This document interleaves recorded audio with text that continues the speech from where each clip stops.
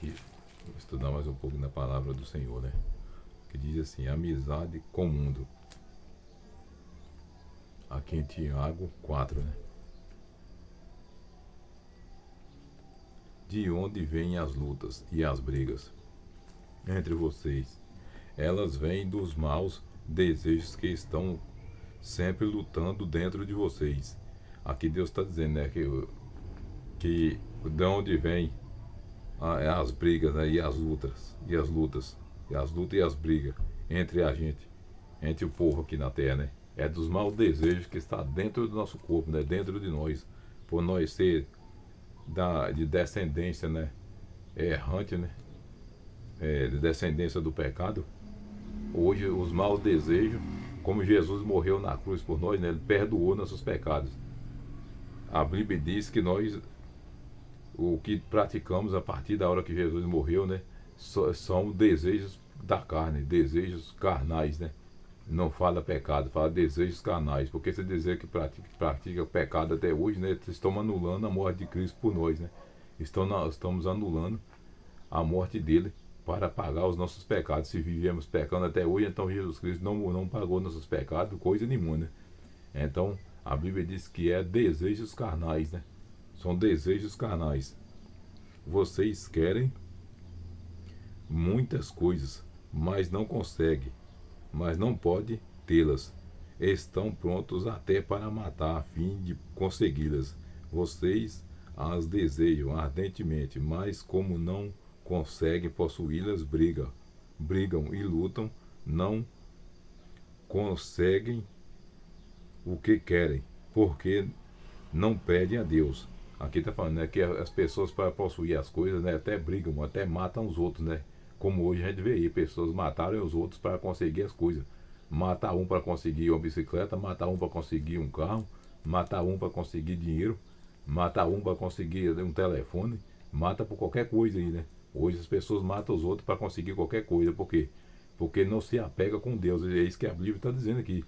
Por eles não se apegarem com Deus, tem desejo ardentemente de possuir as coisas e não se apega com Deus, não pede a Deus. Então, como não consegue possuir, estão prontas até para tirar a vida de quem tem, né? Para poder possuí-las, né? Porque estão o quê? Usadas por Satanás, possuídas por o diabo, né? Com seus desejos carnais. E são desejos da carne, né? Muitas vezes não são não tentações do diabo, é desejos carnais, como a Bíblia diz. É desejos que a carne das pessoas tem, né? Que a carne da gente tem. Mas a gente tem que lutar contra esses desejos malignos, né? E vencê-los. Quem tem esses desejos, né? Que graças a Deus eu não tenho esse tipo de desejo e nem tenho inveja de nada de ninguém. Aqui diz assim, ó: e quando pedem não recebem, porque os seus motivos são maus. Vocês pedem coisas a fim de usá-las para os seus próprios prazeres. Aqui está dizendo, e quando pedem a Deus não recebem. Por quê? Porque seus desejos são maus. Pedem as coisas a Deus, mas com desejo de usar, mas usam por seus próprios desejos, seus próprios prazeres, né? Pede as coisas a Deus. O que é que Deus quer dizer com isso? Que a pessoa, Deus dá as coisas aí a pessoa, mas para quê? Para a pessoa ajudar aqueles que necessitam. Quem tem mais ajuda aqueles que não têm. Mas eles, quando querem as coisas, querem para si próprio, para satisfazer os seus prazeres, né? E não pensam em ajudar ninguém. É por isso que não conseguem. Gente infiel, será que vocês não sabem que ser amigo do mundo é ser inimigo de Deus? Quem quiser ser amigo do mundo se torna inimigo de Deus. Aqui está dizendo que quem quer ser amigo do mundo por causa das seus desejos carnais, das coisas desse mundo, com desejo de possuir as coisas desse mundo e fazendo mal para os outros, ou olhando só para si próprio, se torna inimigo de Deus. Então não adianta nada você conseguir tudo na vida também e não fazer o bem a quem precisa. Você se torna inimigo de Deus se você quiser algo só para o seu uso, só para o seu interesse, né? E os outros que se danem. Isso não existe. Você se torna inimigo de Deus se você for dessa forma. E se você for inimigo de Deus, realmente você está perdido, né? Qualquer um de nós que for inimigo de Deus, estamos perdidos. Se com Ele já passamos por provações e sem Ele, como não vai ser? Aqui diz assim, ó: não pensem que não quer dizer nada esta passagem das Escrituras Sagradas. O Espírito que Deus, pois em nós está cheio de desejos violentos. Quer dizer que o Espírito que Deus pôs em nós, que é nosso Espírito de vida, está cheio de desejos violentos, né? Nós temos que fazer o quê? Orar a Deus para que esses desejos terríveis, né? Esses desejos sem futuro, sem prestígio, violentos, saia da nossa vida, né? Para que nós fiquem ao lado de Deus. Porém, a bondade que Deus mostra é ainda mais forte, pois as escrituras sagradas dizem: Deus é contra os orgulhosos, mas é bondoso com os humildes. Aqui está dizendo, né, que a bondade de Deus é mais do que tudo isso. E aqui diz assim, né, que Deus é contra os orgulhosos, né, mas é bondoso com os humildes, que as pessoas humildes são pessoas que não se sentem, né, acima de ninguém, pessoas que são humildes, mesmo tendo tudo, é humilde, não se sente e mais importante do que os outros, né? Nesse mundo aí, graças a Deus, eu conheço muitas pessoas humildes, né? Muitas pessoas que têm muitas coisas, são completamente ricos, né?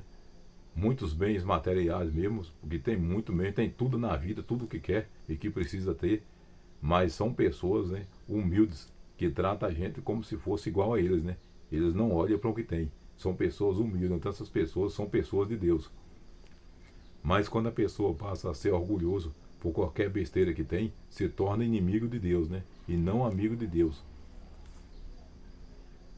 Aqui diz assim, ó: portanto, obedeçam a Deus e enfrente o diabo, que ele fugirá de vocês. Aqui está dizendo que seja obediente a Deus, né? Enfrente o diabo, que ele fugirá de vocês. Cheguem perto de Deus, e ele chegará perto de vocês. Lavem as mãos, pecadores.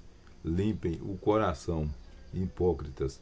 Fiquem tristes, gritem e chorem. Mudem as suas risadas em choro e a sua alegria em tristeza.